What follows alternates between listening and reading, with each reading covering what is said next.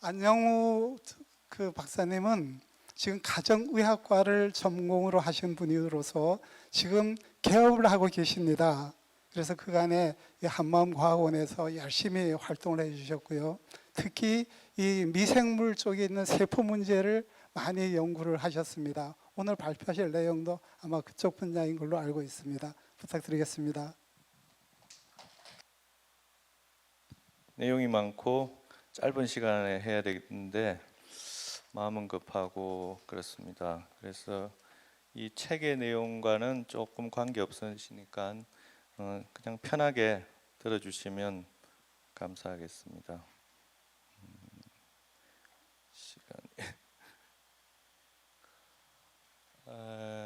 제목은 공생생명체에 대한 이야기인데, 생명을 이렇게 다른 각도로 볼 수 있다, 그런 이야기입니다. 그래서 제목은 아주 큰 제목인데 실제로 내용을 들어보시면 많은 부분은 알 수 있는 부분이고, 또 큰 스님께서는 이런 부분에 대해서 말씀을 많이 하셔서 많이들 알고 계실 겁니다.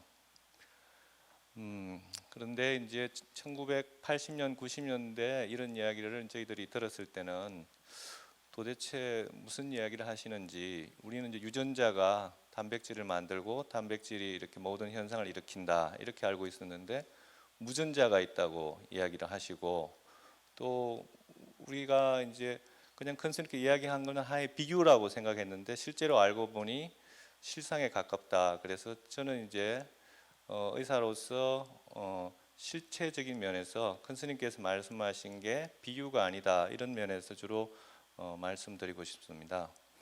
그래서 그것을 이제 크게 보는 홀로 게놈 또는 홀로 지놈이라는 그런 개념을 한번 소개를 드려보고요. 이게 아직까지 논란이 많은 이야기입니다. 그래서 한번 참고 삼아서 이렇게도 지금 생물학에서는 보고 있고 의학 쪽에서도 보고 있다, 이렇게 생각을 해주시면 되겠습니다. 그래서 이와 같은 내용들을 작년에 발표하면서 이렇게 올해 발표할 거라고 말씀을 드렸는데 하다 보니까 계속 발표를 하게 됐습니다. 그래서 최근에 저번 주에도 세계가정의학회에서 미생물 장, 뇌, 축을 바탕으로 해서 과민성 장증후군을 치료할 수 있다, 이런 걸 발표를 했고, 이게 세계에서 한 100개국에서 한 3,000명 정도 와서 들었습니다. 그래서 이런 제목으로 했고요. 그래서 저희 병원도 방문해 가지고 이런 면에 대해서 같이 토의를 했는데 컴프레hen시브하다, 그렇게 아주 포괄적이고, 그 다음에 자기는 한 번도 이 트라우마 환자를 치료하는데 이런 장미생물이 영향을 줄 수 있을 거라 생각해 본 적이 없다, 이런 이야기들입니다. 그래서 이런 이야기들은 의학계 내에서도 이제 막 시작하고 있고, 실제로 인간이 과연 무엇인가, 그것에 대한 새로운 관점을 가져야 될 때다, 그렇게 생각하고 있습니다. 그래서 그날 나온 이야기의 결론이 이런 이야기입니다. 진화적 면에서 보면 미생물들은 아주 작은 다른 우리들이고, 우리의 아주 오래된 어머니 또 조상이기도 하다.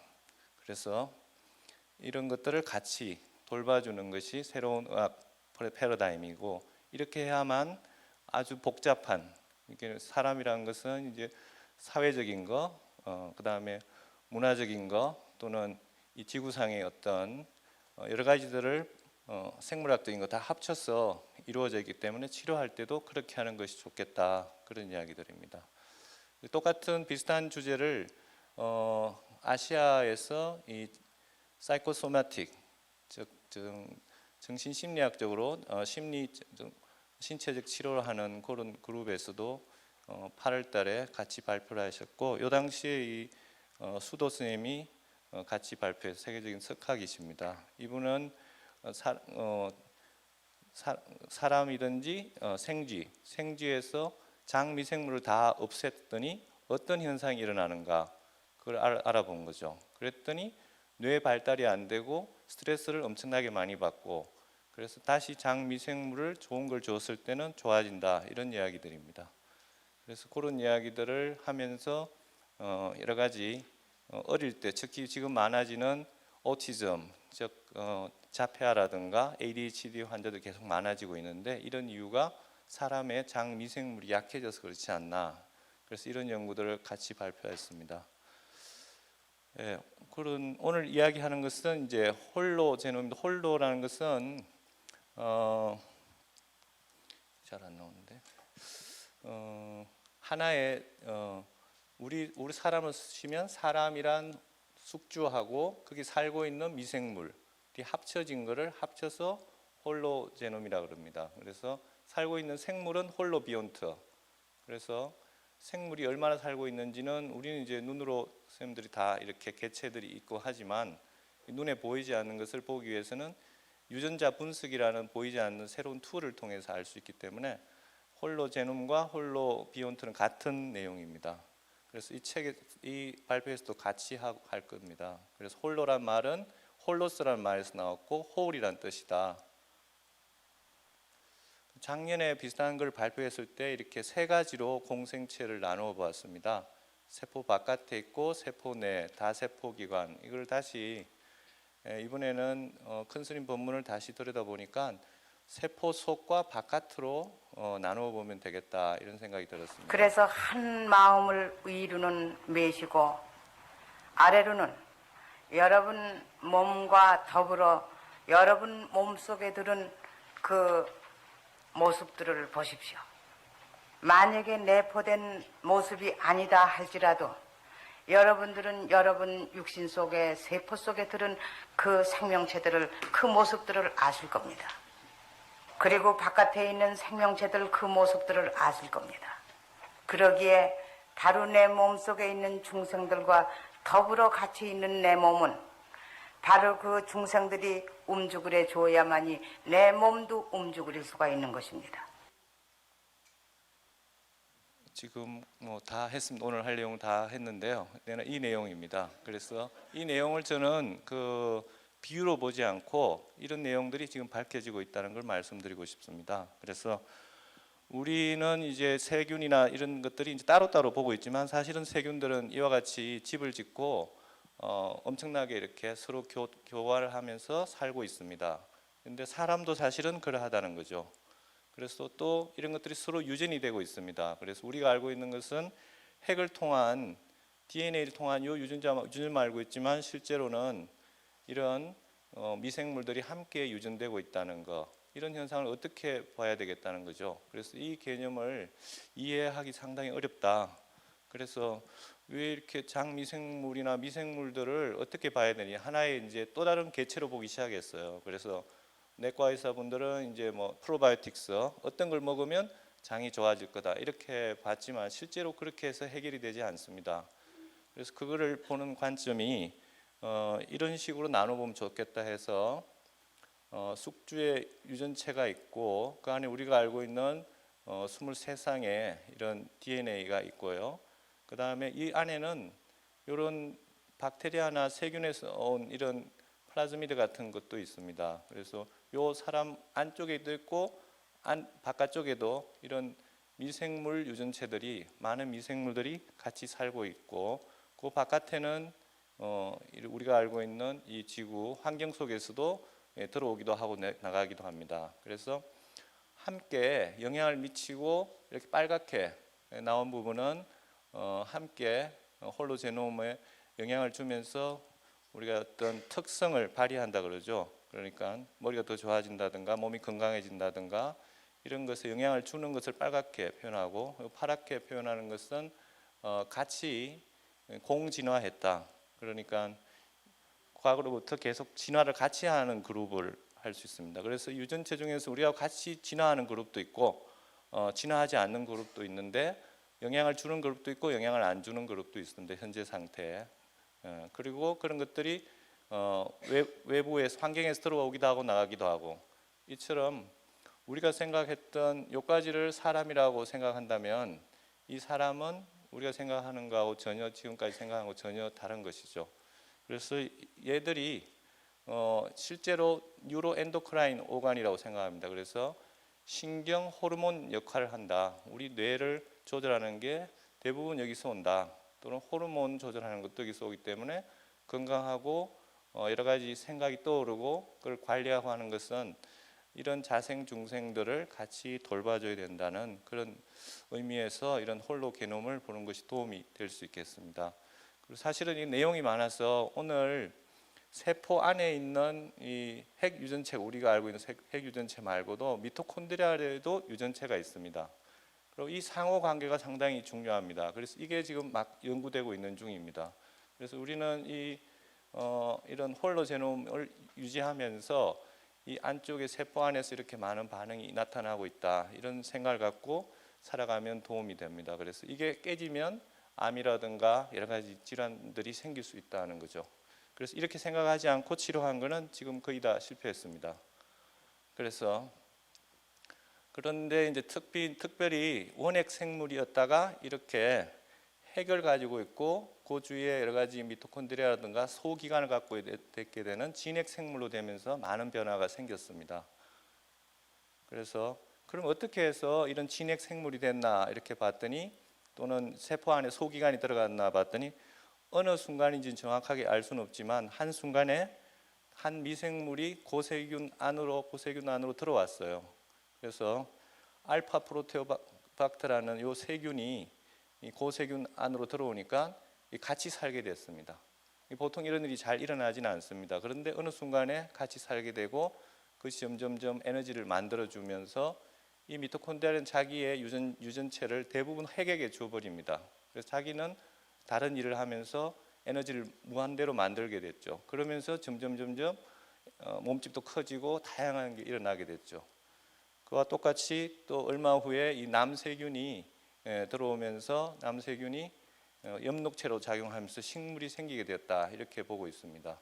그래서 이렇게 들어왔다가 이것이 지금 계속 유전되고 있다. 그래서 이것이 바로 생명이 이렇게 다양하게 된 이유 중에 하나가 아닐까 지금 이렇게 보고 있습니다.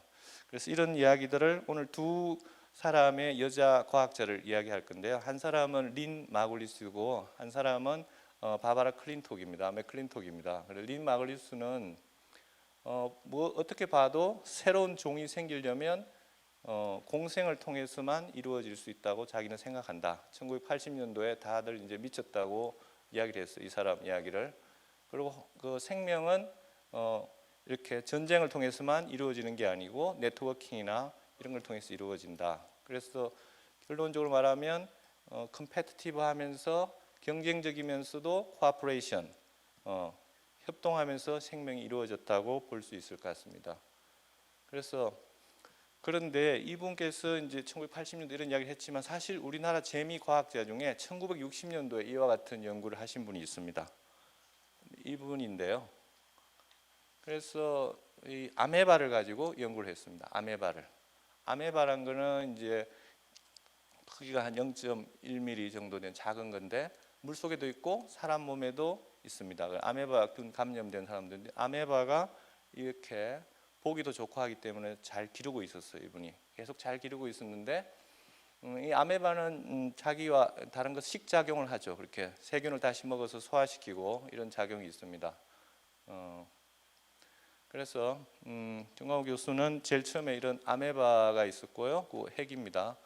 거기에 자기가 기르고 있던 아메바 그 배양 접시에 어느 날 세균이 들어왔습니다. 그래서 세균이 들어오면서 대부분의 아메바가 다 죽었습니다. 그런데 일부는 지금 삼키고 살아가고 있었어요. 이 아메바가 한 10년 정도 지나니까 아주 튼튼해졌습니다. 이처럼 튼튼해져서 전혀 새로운 종이 생겨나게 된 거죠. 그래서 이 종을 뭐라고 이름을 붙일까 많이 연구를 했는데 그때까지도 지금도 마찬가지입니다. 별로 조명을 받지 못하고 있었습니다. 이 아메바를 가지고 실험을 해봤더니 항생제를 썼더니 어떻게 일어나냐 하면 항생제를 쓰면 아메바는 죽지 않습니다. 그런데 세균은 죽습니다. 그랬더니 항생제를 썼더니 세균이 죽었는데 아메바도 같이 죽어버렸습니다. 네. 그래서 이런 현상을 발견하고 그동안에 그 전에 이제 다 이렇게 감염되기 전에 그런 연구자들이 서로 이제 아메바를 이렇게 배양해주고 했나 봅니다. 그걸 다시 받아서 이제 핵을 치환하는 실험을 해봤습니다. 핵을. 그래서 세균이 들어있는 아메바 핵을 없는 핵을 받았을 때 얘들은 세균이 있는 아메바는 건강하게 계속 살았어요. 그런데 세균 없는 아메바에다가 핵을 줬더니 아메바에 세균이 감염된 핵을 줬더니 며칠 안에 죽어버렸어요. 거의 다 죽었는데 그래서 마지막으로 생각을 했어요. 아마 이 세균이 없으니까 죽겠다 해서 세균을 아메바 안으로 조금 주입을 했어요. 주입을 했더니 다시 살아났던 거죠. 그래서 이 이야기는 뭐냐 하면 이 아메바로 따지면 아주 자기한테 아주 원수 같고 치명적인 병균이 10년 안에 자기 몸에 들어와서 새로운 아메바가 된 거죠. 그래서 처음에는 이렇게 했지만 나중에 코아퍼레이션 하기 때문에 이 아메바 세균 안에 아메바에 들어있는 세균들과 하나가 이루어진 새로운 종이 됐다. 이런 것들을 통해서 생명이 다양해지고 발전되지 않았나 이런 이야기들입니다. 그래서 이거를 더 이제 확대해 본다면 지금 우리가 생각하던 하나의 어떤 우리는 A다 B다 하지만 실제로 사람 몸이나 곤충이나 이런 식물을 봤을 때 해부학적으로도 그렇고 발생학적으로도 그렇고 여러 가지 면에서 독립된 인디비주얼, 이렇게 나누어지지 않는 딱 나누어지는 그런 것들은 없는 거죠. 나눌 수 없는 게 없는 거죠. 그래서 해부학적인 면에서 본다면 공동 거주자입니다. 그래서 우리 몸의 90%가 장미생물이라는 이야기들을 많이 들으셨을 거고요. 그래서 이렇게 종류가 많다는 것은 그만큼 중요하다는 뜻입니다. 그래서 사람 장에도 한 5천 종이 살고 있다. 또는 뭐 우리가 알고 있는 흰개미 장에도 800종이 살고 있어서 흰개미는 나무를 셀룰로스나 리그닌을 소화시켜서 자기 물질로 만듭니다. 소도 마찬가지로 소가 왜 풀을 먹는지 아시죠? 소가 풀을 소화시키지 못합니다. 그렇지만 그 안에 있는 균들이 5천 종에 관련된 균들이 그걸 소화시키기 때문에 소가 살 수 있는 것입니다. 그런데 그랬더니 식물은 훨씬 더 발달되어 있습니다. 아까 지금 말씀드린 최재익 말씀하신 애기장대는 8천 종의 세균이 이미 살고 있다.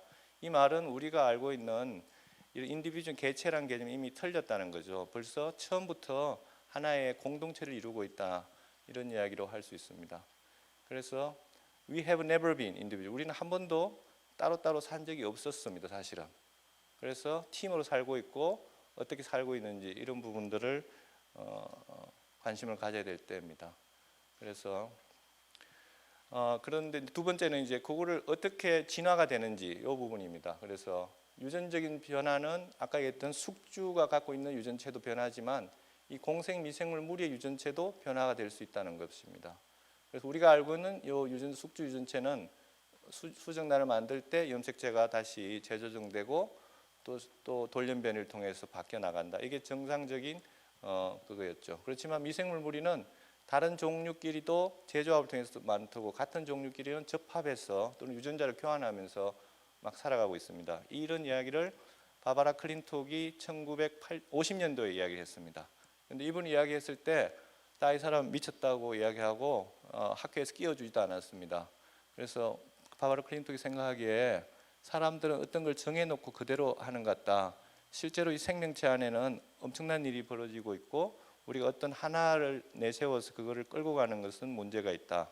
이렇게 생각해서 그 당시에 센트럴 도그마, 즉 유전체가 있어서 돌연변이를 일으켜서 거기서 변이가 일어나서 진화가 일어난다. 또는 자연 선택이 된다. 이런 이야기들을 반대를 했는데 이분이 결국은 1984년도에 노벨상을 탔습니다. 그 노벨상을 탔을 때는 이런 우리가 알고 있는 유전자의 단백질을 조절하는 부분 말고 다른 부분들이 훨씬 더 많고 그것이 이제 서로 옮겨 다닌다는 것으로 이제 노벨상을 받았지만 실제로 이분이 한 거는 유전자가 스스로 그러니까 유전인자를 스스로 조절하는 것이 세포 안에서 가능하다는 거죠. 세포가 어떤 유전자가 깨졌거나 변형이 있으면 그걸 어떻게 알아차리고 그거를 하려고 한다, 복원하려고 한다. 이건 지금 50년대는 알 수 없지만 분명히 이런 80년대는 알 수 있지만 분명히 그런 게 나올 것이다. 그래서 이런 것들이 지금 나오고 있습니다.